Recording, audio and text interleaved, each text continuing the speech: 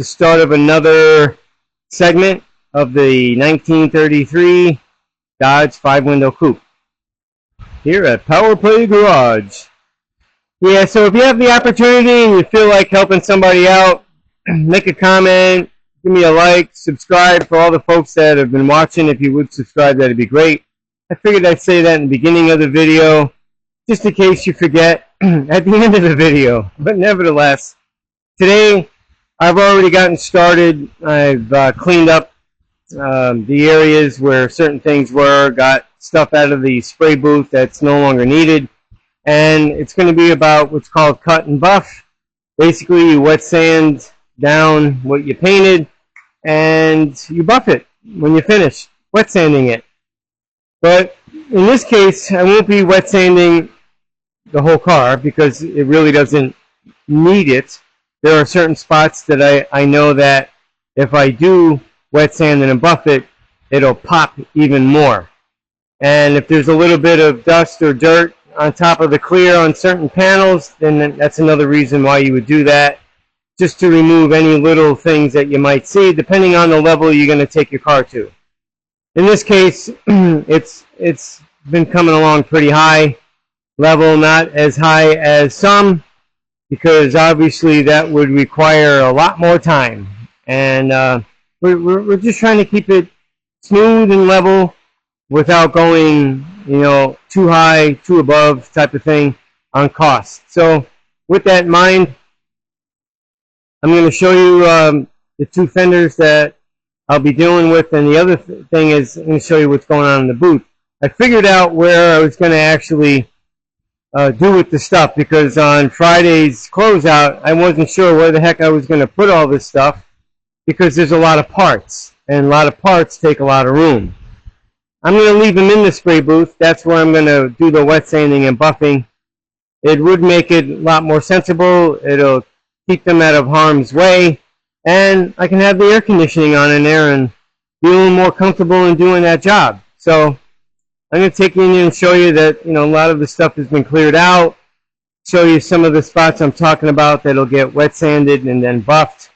And actually I'll be starting with 1200 grit. It's really all I really need. Go up to 2000 and possibly 3000 grit. And after that, then hit it with the compounds and glaze and all the other stuff. So let's get you started and show you what's going on.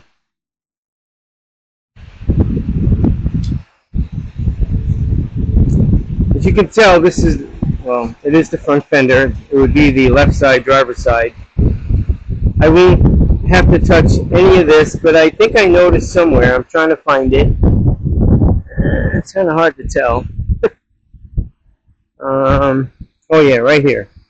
So the flat surface on here, call it maybe a little bit of orange peel, but that'll smoothen and flatten right out and look just like this beautiful spot through here. And that's what I'm talking about. I don't have to do the whole thing. If I see just a slight bit of orange peel, like I might catch some around here, I'll cut and buff that. It's about the same as that over there. This is the right side. So that's kind of giving you an example of what I'm talking about. It's going to be a little scary if I have to do any down here. Well, I see little specks of like dust or whatever, or dirt in the clear. So I'll have to do that. Wet sand it and buff it. I'll probably have to put a stand underneath it. I don't want nothing happening to it. So I'm going to take you into the booth. Well, as you can tell, the small booth is down and in the box. Fans are out. The boxes are out. But I don't believe I'll have to do anything with the grill support. I'm not really sure too much on the hood. I don't think there's too much to do on that. And obviously all these little pieces, nah, because all this stuff here gets sandwiched up. And this here, these look really good. These go on the side here, on the side of the grill support, and they came out really nice.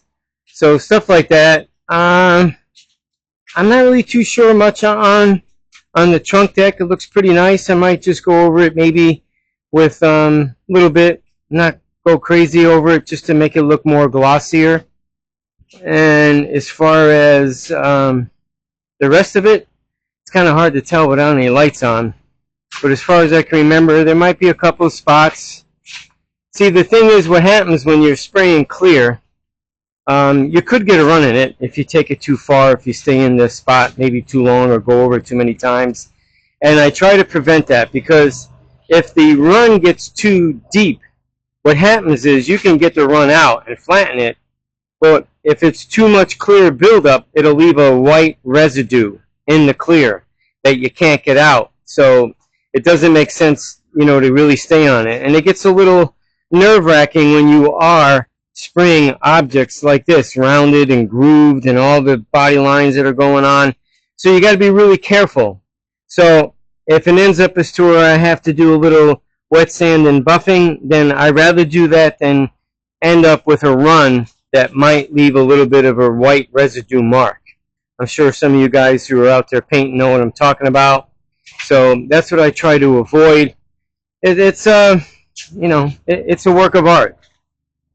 Some people might get lucky the first time and spray a car, and it might not be as curvy as this one, and they'll get away with, laying a nice job on there, maybe have some orange peel in it, and if they wet sand and buff it, it looks great. But that might be beginner's luck. But when you've been in it as long as most of us have, you kind of know basically your limitations on especially something like a 33 5-window coupe, whether it's a Ford, Dodge, or Chevy. So I'm going to turn on some lights, turn on some air conditioning, and I'm going to get started. And hopefully by Friday, I'll have it all nice and pretty and get started on the next phase, which would be hopefully putting the rebuilt engine, when I get it, on the engine run stand and make sure there's no issues with it, no leaks mainly, oil leaks. And once that's done, then I could take it off, put it on an engine stand, and paint it, and then paint the transmission. So until then, until I decide to show you something different, stand by. Okay, I'm back, and I'm about to show you a little bit of the process of cutting and buffing. Mainly now the process of just wet sanding. And I've already started, and I figured, well, let me give a little shout out and give people an idea. And what I started off with was 1,000. So, and usually it's just strips, and for the most part, depending on what you're wet sanding, what area, I find it favorable to use a mixing stick, a paint mixing stick. This is roughly an inch, maybe a little bit less than an inch wide, 1/8 of an inch thick. So it has a little bit of flexibility, and depending on what you're going to sand, you can always wrap it around there. And it's easier to work. And at that point, if there's any little discrepancy as far as a little bit of a wave, I think this actually gets rid of it. It takes care of that. I'm in favor of that. And here's another one. I don't know what this is, a 1,000 grit. It's already on a stick, basically. Ooh, I just got my phone wet. That's not a good idea. And for the other parts, because this is curved the way it is, they actually sell, and I'm going to show you, 3M makes it. And once again, I am not being sponsored, but this is a piece of rubber that's roughly 3.5 inches, maybe almost 4, by, say, 2.5 inches. And it does say 3M on the back. And usually you could wrap the wet sandpaper in it. I just chose to just put it right on top of it. And this one here is 1,500. And as I look around, and I'm just trying to see if anything needs a little bit of attention, with 1,500, I find it to be perfect as far as sanding wise. It doesn't need to be anything heavier than that. Even though 1,000 isn't heavy, it really doesn't leave any scratch marks. 800 sort of leaves sand marks. 600 definitely does. I don't start off with 600, and if I did, it must be pretty serious for me to have to start off with 600. Yeah, so right here, 1500. Even though this is pretty nice, but knowing it's the top of the quarter fender, and really noticeable, I just want to make sure there's no nothing, and that's why I'm only doing it with 1500. And once the water dries, you could pick up and see if there's maybe something you missed, or if a little bit of orange peel shows up. And if you see that, then you can go right over it before you waste any time going any further. And this piece of rubber, will fold and bend and do everything it needs to do, especially over rounded stuff like this. It's very helpful. I don't use it as much because a lot of the stuff that I do end up wet sanding, those flat sticks seem to work out better. Because a lot of the stuff is pretty much straight and flat. It doesn't have all these curves to it. Couldn't take it over this going this way, but this rubber piece would work out much better than using the wooden stick. So that's on that. Oh, and then you notice I am wearing one of my friend's shirts, and once again, for the second time, not being sponsored, but here's his phone number. He's a metal worker. He does a lot of big stuff, big buildings, small stuff, whatever you need. I'm pretty sure you can see the phone number. Let me get over on this side, just in case. Want to make sure you can get the phone number. But you can always give him a shout. His name is Daniel. Tell him, Nick over there at Power Play Garage put a shout out for him. But I figured I'd notice that, being that I was wearing the shirt. Friday I was wearing the shirt along with the hat, I think. I think I might have been wearing this shirt, but I was wearing this company, which, once again, not being sponsored. It's free now. That's okay, though. But I'm going to get back to doing what I'm doing. I just figured I'd have you chime in and see what I'm talking about. I wonder if you can actually notice it, what I'm talking about, if I bring you up close before I put you on standby. Let's see. Yeah, I see very little, a light version of orange peel right here. I was focusing on this area here because I didn't want to ever run it, and like I spoke of earlier, because you could easily run it through here and it would catch in the little valley. So I got a little on the lighter side, but correctable by all means. So I don't know if you can really see that, the little bit of orange peel that's in there that I'm working out right now. But if not, trust me, it's there, but it won't be there too much longer. So, oh yeah, I want to show you something else. I took pictures because I have an Instagram page, Radical Curves 157, and you might notice, but you will notice now, the grill housing is missing. Well, it's inside. I just kind of put them together, but didn't bolt them together, along with the centerpiece that belongs on the grill. I wanted to take pictures of it so I can tease the client when they see him tomorrow in my Instagram page, Radical Curves 157. Oh, I'm going to have to turn on the light. I wanted to see what it looked like. I knew it was going to be awesome. But there's the little emblem, and that's attached to the other piece. I kind of stood on a stool here so you can get a view, top looking down at it. This is the safest way to just set it together, and this kind of gives you more of the black into the color, and you could see the pearl, gold pearl in it on top of the yellow. Yeah, it looks awesome. Once this is on that frame over there, she's going to really stand out. And it's not bolted together. You can't really bolt that together just yet, but this piece here is bolted on. It is fastened. So, and this just clips on, 2 clips on either side. That came out really nice.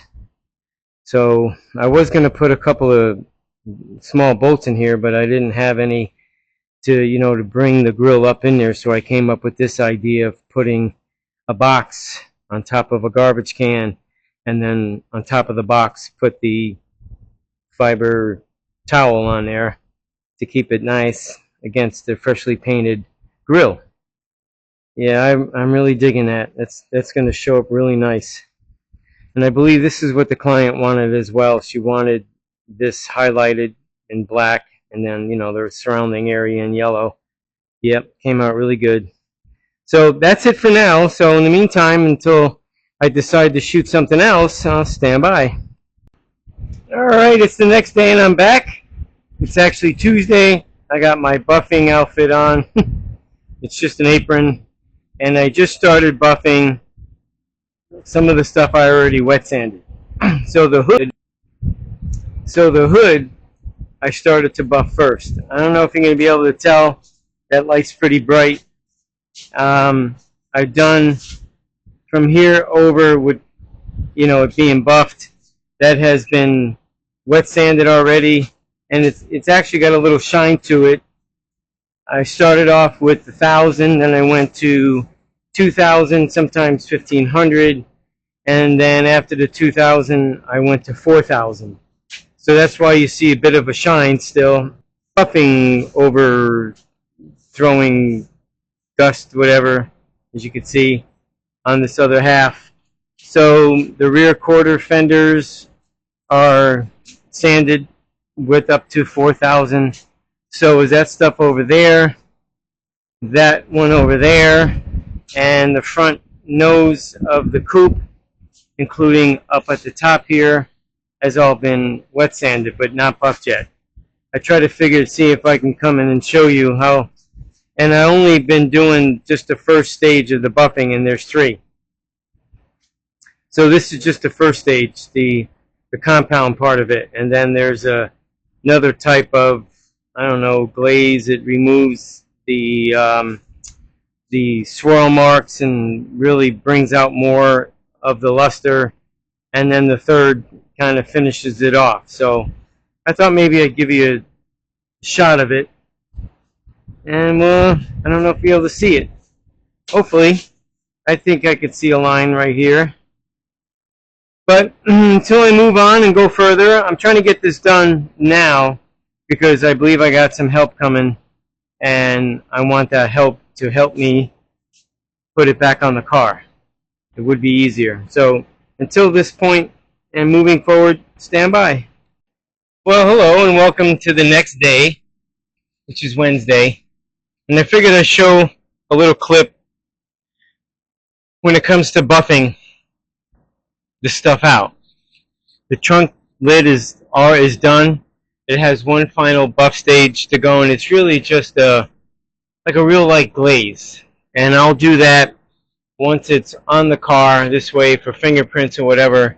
It'll obviously clean them up. Not that fingerprints are bad, but I use a variable speed from DeWalt buffer and a fully, dressed, basically, wool pad. I kind of like using these for this part. It seems to work better, cuts faster. And also, the next stage I use a different pad. And it's a different product. So this pad being like a dark gray, charcoal gray pad, it's I think they call this more like an egg carton style, and it's protected all the way around. It's got a rim on the side, which that is the only kind I'll use. They do sell the other ones where it doesn't have this rim. Not for me. Definitely not for me, because if you're buffing a complete car together and you got to go in this case, knowing that you'll have the rear quarter panel right here, and you're going into it, and if you make a mistake and you end up hitting it, you'll cut into the paint, most likely. So all the protection I can get is what I'm looking for, because you just never know. So, but that is the second phase, using a second product. I use 3M products, and once again, I'm not being sponsored. This one here is Super Duty rubbing compound. I like to use this one. The other one that they have in their 1, 2, 3 kit is good too. But this one is even heavier than their number 1, which comes in a yellow container. so this cuts faster. So you got to pay attention when you're doing it. And to me, I don't want to spend a lot of time doing any of this stuff because the more time you spend, the more cost. And if there's a better way and you can pull off doing it faster with a better product, that's the way I like to go. Definitely. I want to save time. Time saves money. And then, you can move on to the next project or the next part. So I like to use that. And so between using that particular one and the second one, which will be next, which is, again, made by 3M. This one is called Perfect EX Machine Polish. And really what this does is it eliminates any swirl marks and starts to bring out even more of the shine. So that's what this one does. This would be number 2 in their kit. And that's where you use that charcoal gray egg carton looking thing.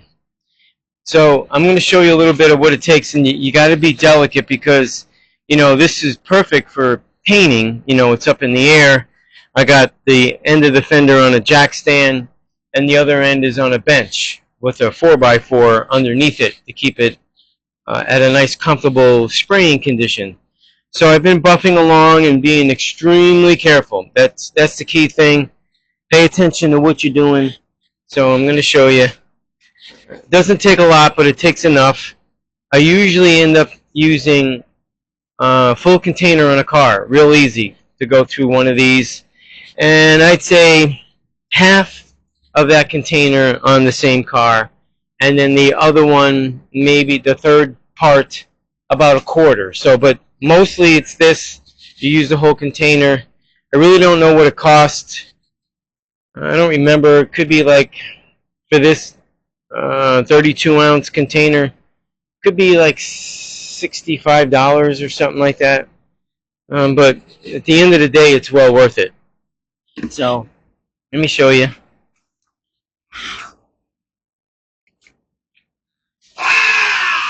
I start off slow. I don't want the compound whipping all over the place. And this way I spread it out on where I'm going to be buffing. I apply a little bit of pressure, but I gotta keep control of the buffer because, too much weight on it could shift this quarter section, and I don't want that to happen.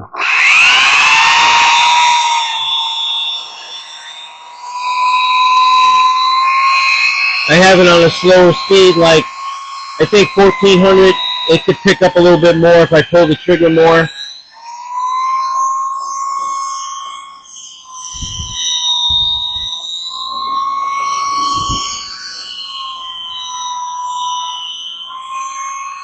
You take your time, let the machine and the compound do the work.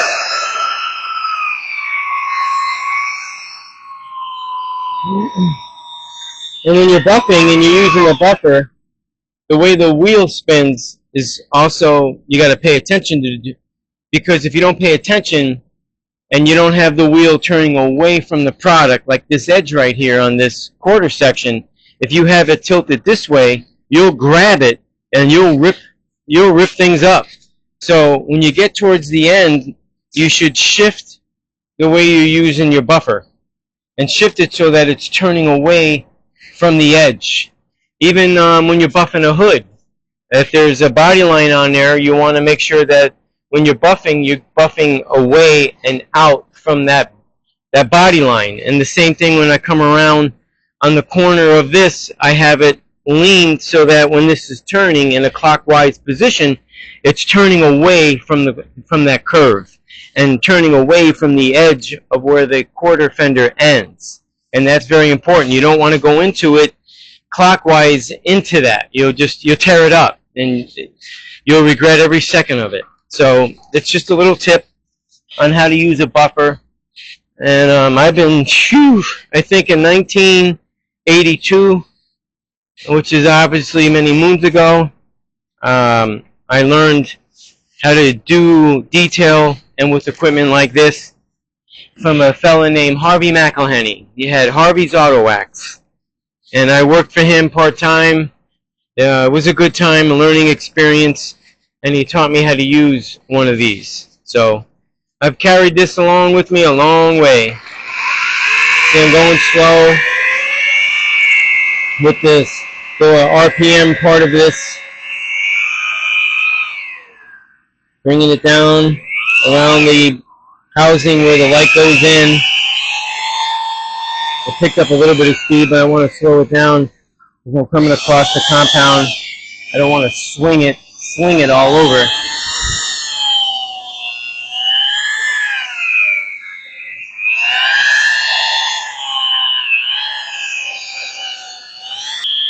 I'm applying a little bit of pressure because I can, not just the weight of the machine.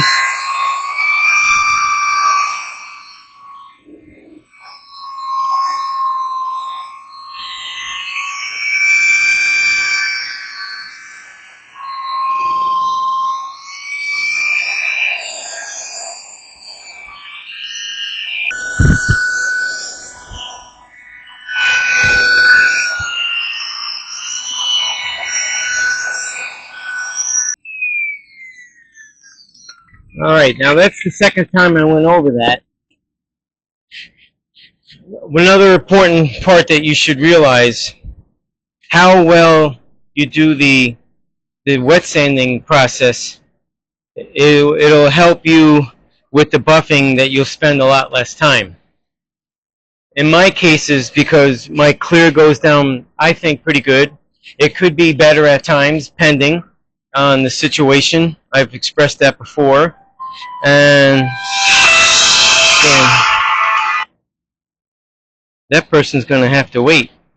So I've expressed it before about the clear, laying it down, but I start off with 1,000 grit. Some guys will start off with 600 depending on how much they got to cut. Some will start with 800. I start with 1,000. Sometimes I'd rather start with 1,200 and maybe even 1,500 because it really doesn't need that kind of attention. But then I go up to 2,000. In this case, I went to 2,000, and after that, I went to 4,000. And you can use the sheets to start off with if you wanted. They sell these pads here. This is 1,000 grit, and basically it's Velcro stick, which is nice. So at that point, you go over it, and what you want to eliminate any fine scratches that you might have put in there with the paper. And 4,000, you should have a little bit of a shine like I have here with it, so that when you're buffing it, you don't have to spend hours buffing it to get the scratches out, which you should be doing with the sandpaper. So sometimes it's hard to see based on the light. I got a lot of light in here, and it looks pretty darn clear, so then I know I can move further and go into it. So just keep those things in mind. Your prep work on the sanding part is critical. That saves you a lot of time when it comes to buffing and material. And you just got to be careful and just look at it really well. So in the meantime, until the next little part, stand by. Okay, I'm back. And I want to provide a little bit more information on two parts. This right now, this quarter fender section is now buffed with the second process. It really looks like a piece of candy. Came out really nice. And the one thing I didn't mention, I was telling you how much product you'll go through when it comes to the compounds and then the second phase and then the third phase. The one thing I didn't tell you that you'll go through, and the other thing is, let's see here, the egg carton looking things, you can actually get it in the white. And the white means, compound. The gray means the second phase, and blue is another one of the egg carton ones that is for the final. So those descriptions tell you. I told you I like using the wool ones, but I'll only get one car out of this. That's it, and then you'll have to replace it. And then the wool pad, depending on how good of a one you'll get, it will, you definitely should be able to get one car out of it. maybe a little bit on the second, but for the most part, I find that I really only get one car, especially of this magnitude. All these different panels and parts. Yeah, over time, because you got to keep cleaning the pad. So whether you use one of those stirrup-looking things on a handle and clean it, or you use a Phillips screwdriver, in this case, sometimes I use air to make sure I really get it clean. I spin it on the buffer and blow air the opposite way that it's coming out, and it does a nice job cleaning it. And the same thing with these. These, I don't know of any other way but other than using an air gun on them. But, you know, with that in mind, knowing that you're really only going to get one car per piece, and if you use the 8-carton white, you can rest assured you'll be going through 2 of those. And maybe that's another reason why I choose this one, because they're about the same price, so you save a little bit of money, or I should say the client saves a little bit of money when you buy the wool pad. You just got to get accustomed to using this. You have more chance, I think, burning an edge with the wool, but you know, depending on how experienced you are versus the 8-carton looking ones, less chance, but you still could, but lesser chance with the white 8-carton ones with, you know, burning the paint, so to speak. But like I said earlier, I've done many years of using these buffers and buffing paint, detailing cars, and now that I'm doing it after I paint a car, you know, I'm very comfortable with using the wool pad. But it's an expense that the client picks up. It's not major. I think they're like in the $35 to $40 range. I like getting them with the center hub in the middle because it helps line the pad up with the buffer, because it is Velcro and it works out well. Pops on there. And I think these could be maybe 30 bucks, maybe a little less. I'm not really sure. They're not really expensive, but based on what you're doing for the entire car, I think it's a pretty good deal. You know, you can order them online. 3M makes them. This one's a 3M. This one here is Buff and Shine Company. It is 100% wool, and it tells you the grit pad. This one's 7,503 GT. That's a Ford Mustang for you, but nevertheless, I just thought I'd share that bit of information. Now that these two are done like 90%, and I won't do the final third buff with the blue pad and the blue product. Actually, the product is blue until it's put on the car. It gets a little nerve-wracking the way this is, but that's fine. I got through it. Next, I'm going to buff that running board because it's ready, and then the whole nose piece on the cab, and then the top and the front, I'll be buffing that out. And then once that's done, then I'm going to move on to buff, basically wet sanding the rest of the car, and then the hood. And the hood will be last. Tomorrow, I'll have help here pretty much at the end of the day to put the hood, the trunk deck on the actual car. This way it'll be safe and sound. It'll be out of my way, and knowing that I'll have a hand comfortably putting it back on, I'm going to take advantage of that tomorrow. Tomorrow being Thursday, that means this ends this video for this session of this 1933 Dodge 5-window coupe. It's coming along super well, and I really can't wait to see it together. Absolutely, it's going to be a masterpiece in itself, and I know the client is so far ecstatic about the car along the way, and she's going to be even more ecstatic once it's all put together and sees the final product. But I do appreciate people watching. If you would like, make a comment, subscribe, that'd be awesome. And this way, regardless, I'm going to keep moving, but it does help, as you all know. And until the next segment, try to get something done. Thanks for watching.